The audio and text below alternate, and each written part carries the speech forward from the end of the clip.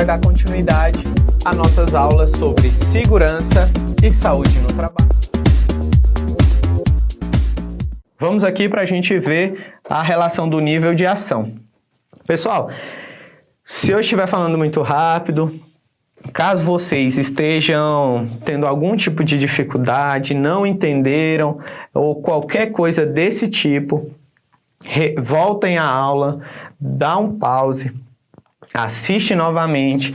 Mesmo assim, continuou com dúvida? Professor, eu acho que às vezes o senhor falou muito rápido, ou então o senhor falou de uma maneira que eu não consegui entender. Corre lá no chat, manda mensagem para o professor, ou manda mensagem no Instagram, no WhatsApp, não fiquem com dúvida, tá?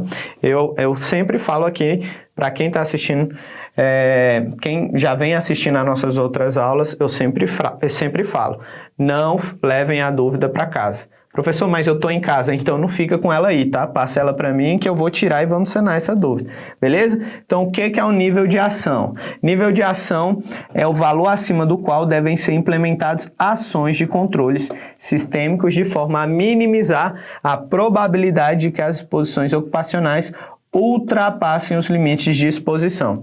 Em resumo, é um valor de referência que deve ser monitorado e, caso seja ultrapassado, ações preventivas deverão ser iniciadas de maneira que minimizem a exposição aos agentes ambientais e para evitar que extrapolem seus limites de tolerância. Pessoal, como assim? Vocês conseguiram entender a diferença entre o limite de tolerância e o nível de ação, por exemplo? Qual é a diferença? Vem aqui comigo.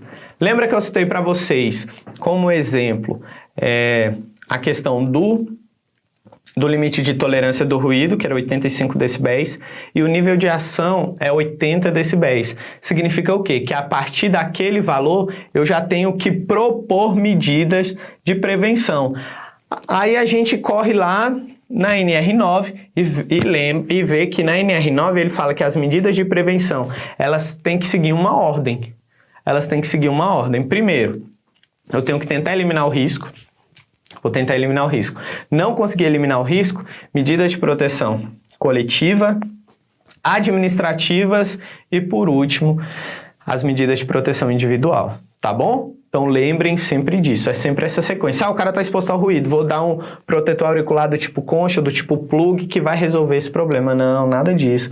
Você vai tentar eliminar o risco, depois você vai por uma medida coletiva, depois administrativa. Professor, um exemplo de medida administrativa, redução da carga horária, por exemplo, é uma. E por último, a individual, caso não tenha como fazer nenhuma das outras, beleza? Então, lembrem disso. Então, o nível de ação é quando você deve tomar providências, né, com relação às medidas preventivas ou corretivas para evitar que aquele agente de risco ultrapasse ali o limite de tolerância, beleza?